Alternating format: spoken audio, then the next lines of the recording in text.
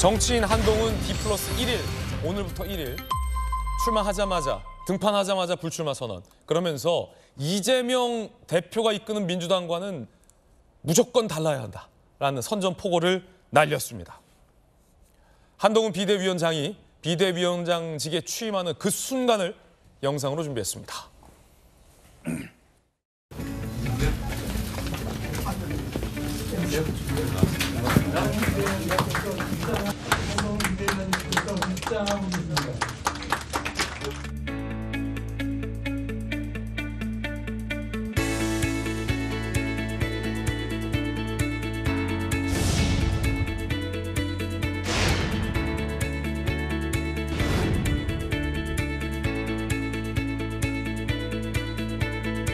정치인이나 진영의 이익보다 국민의 이익이 먼저입니다. 선당 후사는 안 해도 된다고 생각합니다. 대신 선민 후사해야 합니다.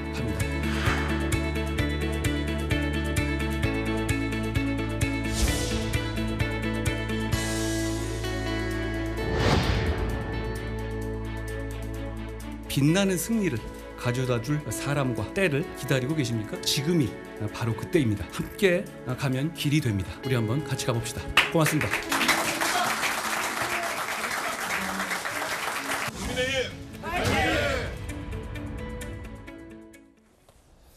한동훈 비대위원장 공식적인 취임 장면 영상으로 만나보셨습니다. 가장 파격적인 건 거듭 말씀드리지만 예상을 깨고 모두의 예상을 뒤엎고 지역구도 비례도 출마하지 않겠다라는 겁니다.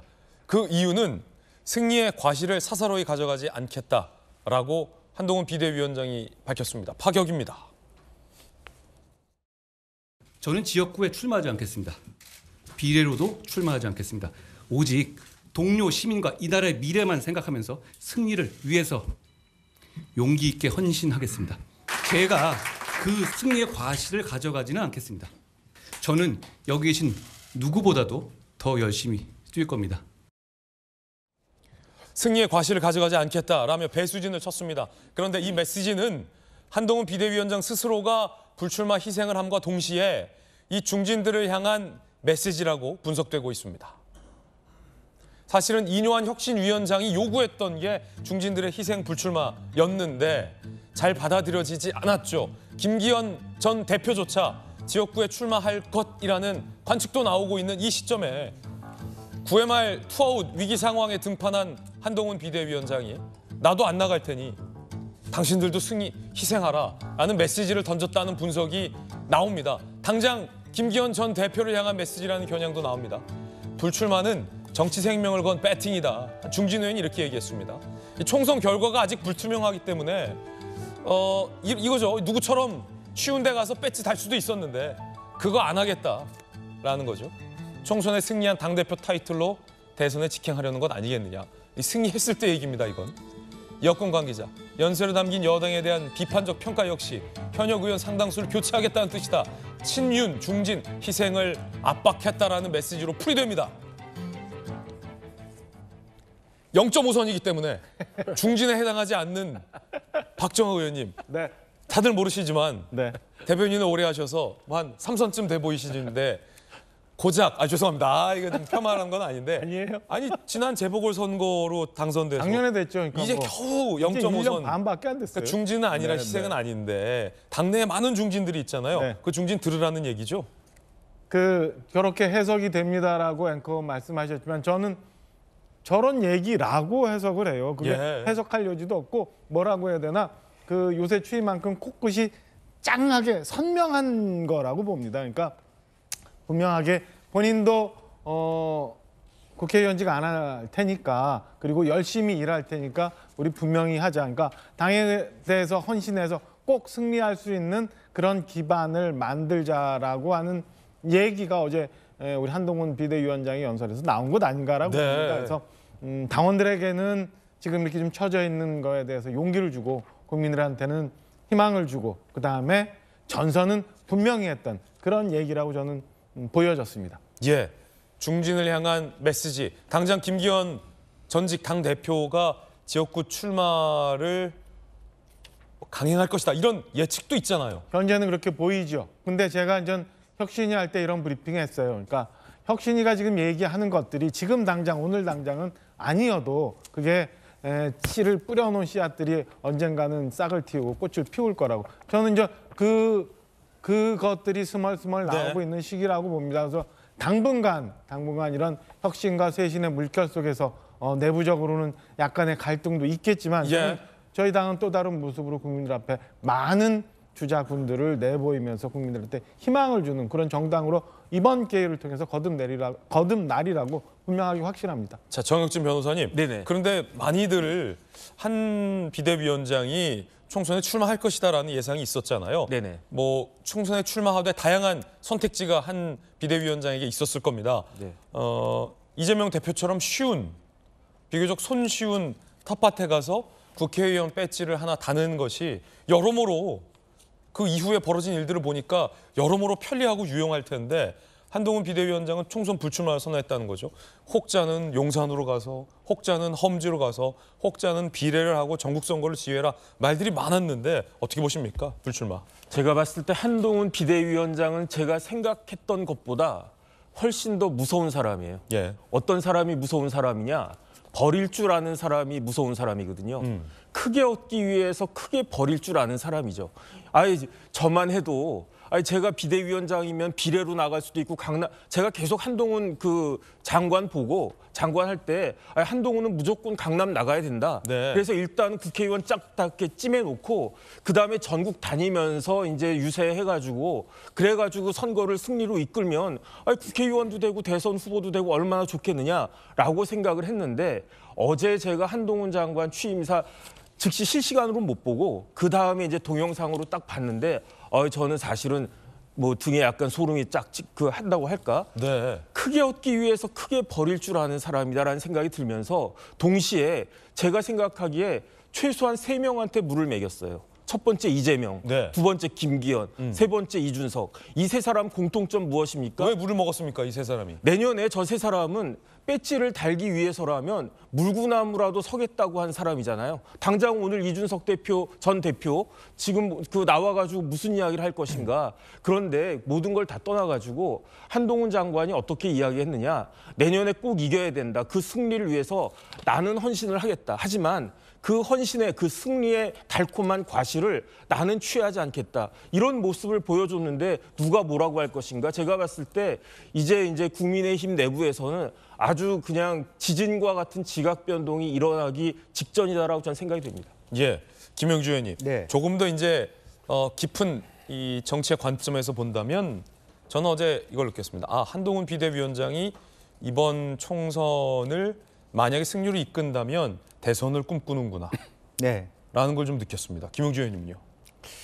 그렇죠. 그러니까 이제 큰 걸 생각하려면 크게 비우는 거죠. 방금 정혁진 변호사 말씀하신 것처럼 결과적으로 김기현 대표한테 한 방 먹었죠. 바보야 이게 답이야. 작은 거 갖고 고향으로 내려갈 일이 아니다. 울산으로 내려갈 일이 아니다라고 하고요. 이분은 벌써 이제 그 벽에도 썼습니다만 루신의 걸 함께 하면 길이 된다. 또 아큐 정전 그걸 통해서 어떤 상황을 얘기하고 그다음에 실제로 덩크레크 말한 철수 작전에 동원된 고난 극복의 영국의 역사와 동일시하면서 국민의힘이 좌절하고 있는 그 속에서 성공을 이끈 그러는 1940년 6월에 어떤 그 말하자면 그 연설 그런 것들을 차용하면서 그야말로 차세대 새로운 리더가 어떤 방식으로 출연하는가를 보여주는 것 같고요.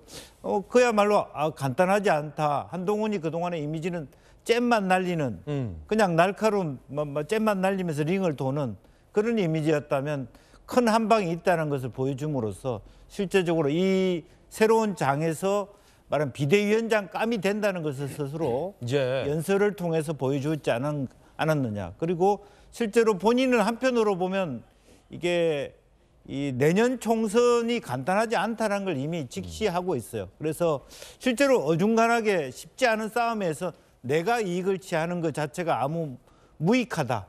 그렇게까지 생각할 줄 아는 인물 아닌가 그렇게 보여집니다. 김영주 의원님께서 큰 선거 많이 진두지휘하셨으니까 이게 크게는 두 가지로 좀 해석이 될 것 같아요. 한동훈 비대위원장이 사사로운 이익을 취하지 않겠다. 그러니까 사심으로 큰 선거를 망치지 않겠다라는 메시지이기도 한데 왜 그런 거 있잖아요. 역대 선거를 보면 비대위원장이나 당대표나 혹은 선대위원장이 비례의 후순위에 자기 이름을 집어넣고 네. 당선이 될지 말지 모르는 그 후순위에 비대위원장이나 선대위원장 이름을 집어넣고 네. 자, 이게 배수진이다. 이번 선거 지면 나도 죽는다. 열심히 잘해보자. 라는 뭐 어떤 사직생의 어떤 그 배수진 네. 그런 의미와는 조금 결이 좀 다른 거 아니냐 뭐 이런 당내 목소리 나오던데. 사실은 뭐 결이 같을 수도 있었어요. 그런데 어떤 판단이냐면 지금 병립형이라고 하는 제도가 안착이 되지 않은 상태에서 그렇군요. 실제로 본인이 만약 그런 제도였다면 뭐 30분을 걸고 뛸 수도 있었는데 지금 서로 제도에 대한 논의가 안 되는데 내가 몇 번 비례로 가겠다. 말이 안 되는 거죠, 사실. 그렇기 때문에 과감히 그것조차도 내가 버리는 그런 선택지를 택한 거 아니냐. 과거 같으면 사실은 그것도 하나의 선택지고 되죠.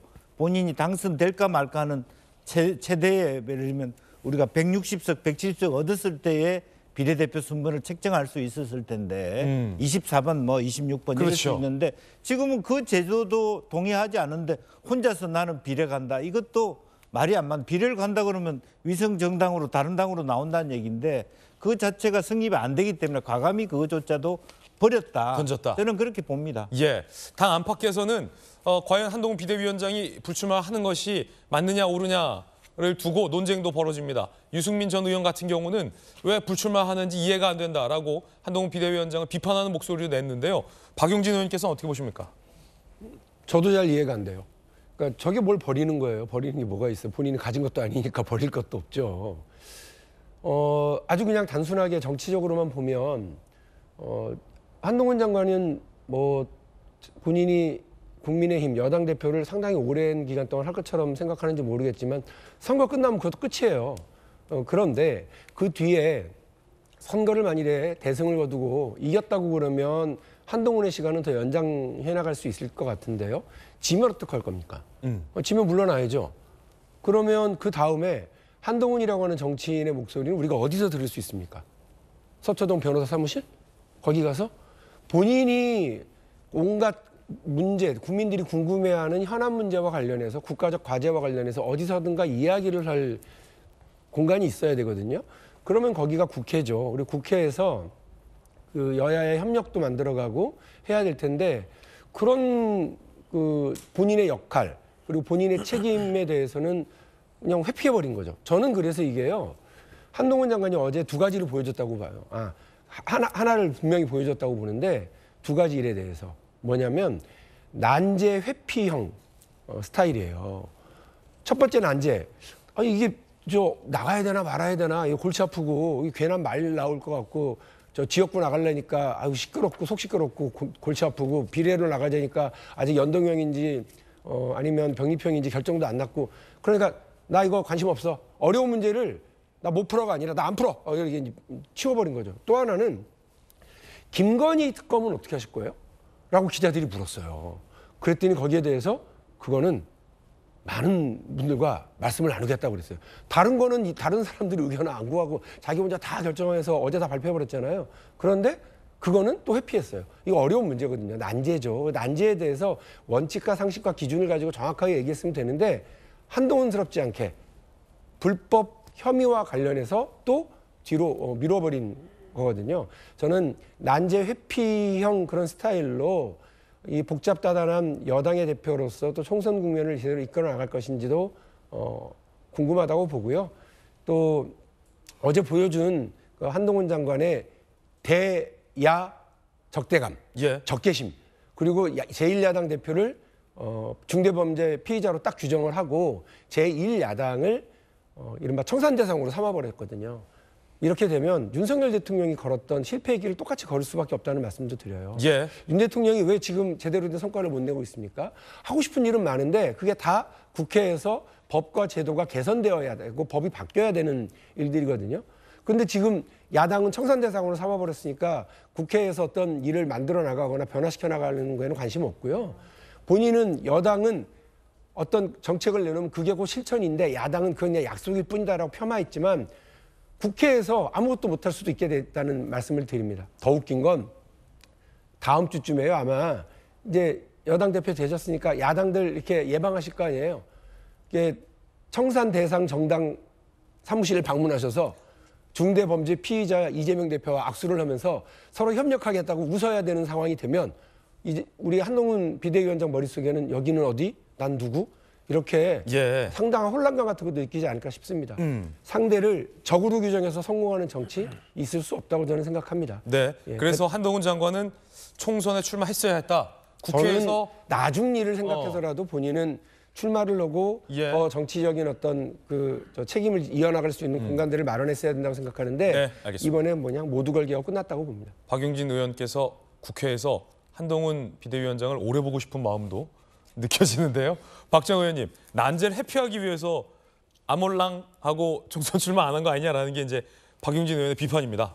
그렇게 보고 싶겠죠. 이게 명실상부한 대통령 후보가 되시기에는 우리 박용진 의원님 조금 더 고민을 하셔야 될 부분이 있는 것 같아요. 그러니까 여의도 문법에 아직 젖어들지 않는 이 점오의 눈에서 볼 때는 예. 왜 여의도에서 모든 걸 다 해야 된다고 생각해요? 여기 이제 곧 3선이라 박용진 의원은 그러니까 많이 여의도 너무- 문법에 젖었다. 너무 많이 스며들어 있는 것 같아요. 그러니까 꼭 국회에서 국회의원이 되어야 그리고 국회의원으로 일해야 국민들의 삶을 보듬을 수 있다. 그다음에 그 약속을 실천할 수 있다라고 생각하는 것 자체가 제가 볼 땐 여의도 문법이에요. 그러니까 여의도 안에서 여의도스럽게 생각하고 그들만의 리그를 만들어 놓은 게 지금 정치 불신으로 나와 있는 거 아니에요? 그거를 타파할 수 있는 부분이 있어야죠. 저는 한동훈 장관이 모든 걸 헌신한다는 게 나 국회의원 안 되고 모든 책임하에 이긴다. 이거는 우리 당원들과 국민들한테 용기를 준 부분이라고 생각합니다. 그러니까 그거는 충분히 사야 되고 그리고 표표히 그 선거가 끝나고 나면 결과에 대한 거를 다 자신 있게 이길 수 있으니까 하고 난 다음에 또 다른 길을 개척한다고 얘기하는 거예요. 우리 이미 국회의원이 아닌 영선 대통령이 나왔잖아요. 예. 시대가 바뀌어가고 있어요. 국회도 변신하지 않으면 국민들로부터 신뢰를 회복할 수 없어요. 국회에 마냥 들어와 있어야 꼭 정치를 할 수 있다는 생각 저는 바꿔야 된다고 생각하고요. 만약에 그게 한동훈 위원장이 대선이라는 큰 꿈을 생각하고 있다면 저는 또 다른 길을 개척해가는 과정이라고 볼 수 있습니다. 그러니까 자기 헌신을 통해서 총선을 승리로 이끌고 그 총선 승리를 이끄는 또 자산을 가지고 또 다른 경험, 또 다른 행정, 아니면 또 다른 일을 함으로써 경력을 쌓고 국민들한테 다가갈 수 있는 지도자의 모습을 저는 만들어가는 길을 가고 있다고 봐요. 그래서 일부에서 얘기하는 것처럼 그리고 박용진 의원님 말씀하시는 것처럼 꼭 국회에 있어야 되는 거고 이게 무슨 위험을 회피하는 거다라고 생각지 않습니다. 오히려 그 모습이 더 국민들한테 많은 울림이 있을 거다라고 생각하고요. 이제는 우리 그런 기존의 도구마적인 틀에 박힌 생각 좀 바뀌어 예. 나가야 되지 않을까라는 생각입니다. 정익준 변호사님, 감론을박이 좀 있는데 네네. 분명한 것은 확실히 이재명 대표가 대선 패배 이후에 개항을에 출마했었을 때의 논란과 한동훈 비대위원장이 정치에 등판을 하면서 불출마를 하는 것과는 확연히 좀 다른 모습인 것만큼은 분명해 보이는데 어떻게 좀 비교되십니까? 당장 이재명 대표가 얼마 전에 뭐라고 그랬습니까? 멋지게 패배한 게 무슨 의미가 있느냐? 무조건 이기고 봐야 된다. 이렇게 이야기했잖아요. 한동훈 장관 입에서라면 뭐라고 이야기했느냐? 정치는 게임이 아니라고 그랬어요. 어제 제가 이렇게 쭉 정리를 갖다가 했는데 한동훈 비대위원장이 뭐라고 이야기했느냐? 정치는 게임인가? 아니다. 전혀 다른 것이다. 게임은 뭐냐? 이기고 지는 것에 목매다는 게 게임인데 정치는 그게 아니다. 왜 이겨야 되는지를 유권자들한테 설명을 해줘야 되는 게 그게 정치다.